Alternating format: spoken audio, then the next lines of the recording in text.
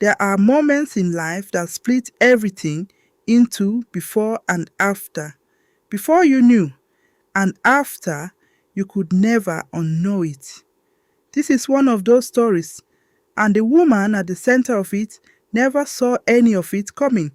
Not the cheating, not the pregnancy, not the secret wedding that her own father was planning without her knowledge.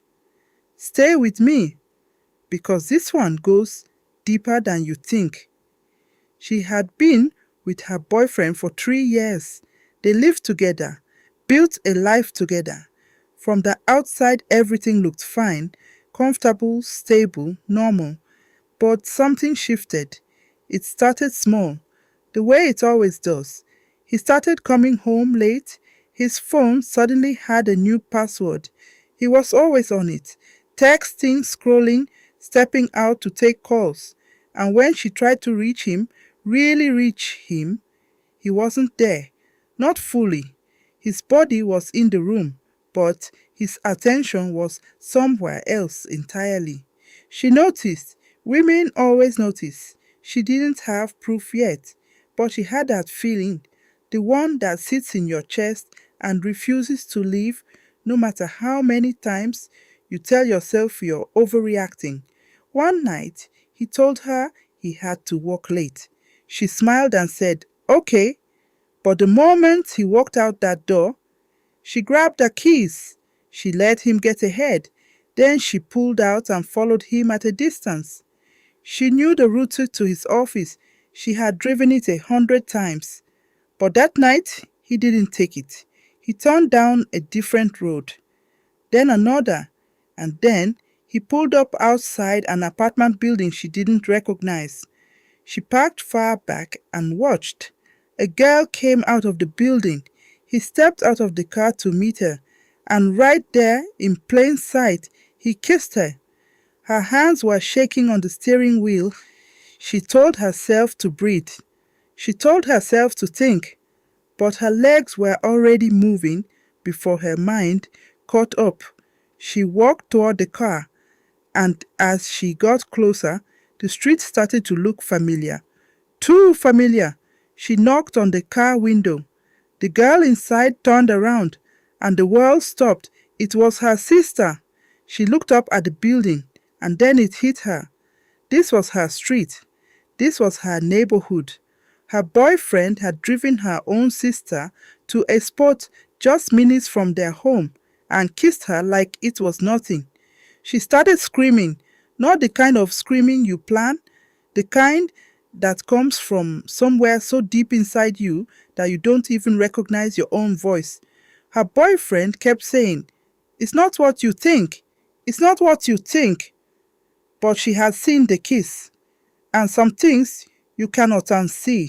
She turned to her sister and asked her, what could this possibly be other than exactly what it looks like? And then her sister said something that made everything worse. "I'm pregnant." Pregnant. The word hung in the air like smoke, because the same man, her boyfriend, had told her from the very beginning of their relationship that he did not want children yet, that they needed to be married first, that they needed to be ready. And this whole time, he had been getting her sister pregnant. But then, her sister said something strange, something that made no sense. She said the baby might not be his. She didn't know who the father was. And when their father found out about the pregnancy before she did and kept it secret from her, he demanded to know who was responsible. The only name her sister gave him was the boyfriend. So their father, a powerful, influential man who had built his entire reputation on his principles, started threatening her boyfriend, "Accept this pregnancy, step up, or I will destroy everything you have built." And her boyfriend, terrified, said nothing, did nothing, just went along with it.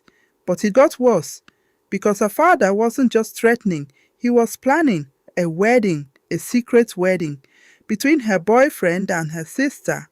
A wedding she was only finding out about right now, standing on a street outside her own home, shaking, while the two people she trusted most looked at the ground and said nothing.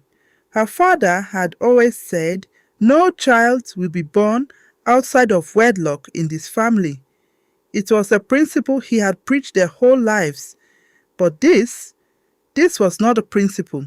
This was her father arranging for her own sister to marry her boyfriend and keeping her completely in the dark. Was he protecting the family name, or was he destroying his daughter to save face? She stood there and tried to make sense of it all. If her boyfriend was truly not the father of the baby, then why was he the first name her sister gave when their father demanded answers? You don't name someone randomly.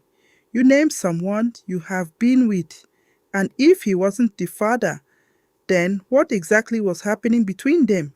Because that kiss wasn't confusion.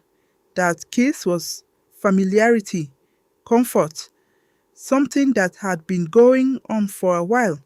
And her sister, the same sister who once rebelled against their father, who moved out of his house because she refused to live by his rules, was suddenly silent, suddenly obedient, suddenly letting the father plan her life without a single word of protest.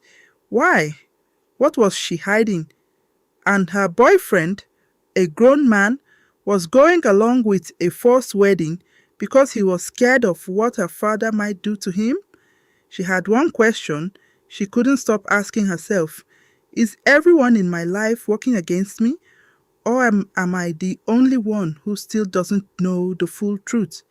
This story is still unfolding. The truth is still buried somewhere underneath the lies, the fear, and the silence of people who should have spoken up a long time ago. But here is what we know. A woman trusted her boyfriend. She trusted her sister. She respected her father. And all three of them, in different ways, chose themselves over her. Now she is left with questions that no one will answer and a decision she never asked to make. So we're asking you, what should she do? Should she fight to uncover the truth, no matter what it costs? Should she walk away from all of them and start completely fresh?